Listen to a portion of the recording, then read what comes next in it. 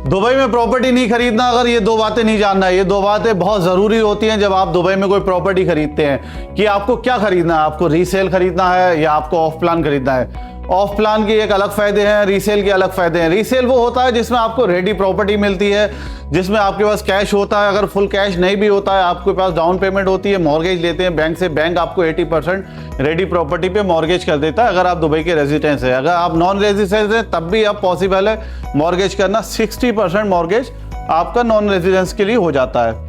तो ये होते हैं रेडी प्रॉपर्टी के फ़ायदे। और रेडी प्रॉपर्टी जैसे ही होती है आपकी रेंटल इनकम स्टार्ट हो जाती है और आपकी जो किस्तें हैं, आसान किस्तें, वो रेंट से जाती रहती हैं। वहीं होता है ऑफ प्लान। ऑफ प्लान एक ऐसी चीज़ है, वो बिल्कुल ब्रांड न्यू बिल्डिंग उसमें आपको मिलती है, बट उसमें एक करना होता है आपको इंतज़ार 2 साल का, 3 साल का, और आपको पेमेंट प्लान डेवलपर दे देता है, तो आपको उसमें लोन बैंक से कुछ लेने की ज़रूरत नहीं होती। आप 20-30% टिल हैंड ओवर तक दें, बाकी का रिमेनिंग जो 50-70% जो प्लान होता है वो time to time 5 years 10 years payment plan में दे सकते हैं। डिसाइड आपको करना है, ऑफ प्लान इज़ बेटर और रीसेल इज़ बेटर। कमेंट करें विच इज़ बेटर।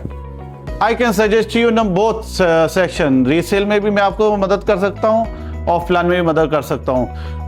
रीसेल की प्रॉपर्टी के बारे में बात करूँ, मेरे पास कुछ प्रॉपर्टी अच्छी डिस्ट्रेस हॉट डील पड़ी है, जिसमें एक वन ऑफ देम प्रॉपर्टी है 1.3 million 3 bedroom स्पेशियस अपार्टमेंट है, और एक मेरे पास पड़ा है 1 bedroom जो कि है ओनली 700,000। ये मेरे पास रीसेल प्रॉपर्टी पड़ी है। ऑफ प्लान के so many projects I have. Contact करें। Thank you very much.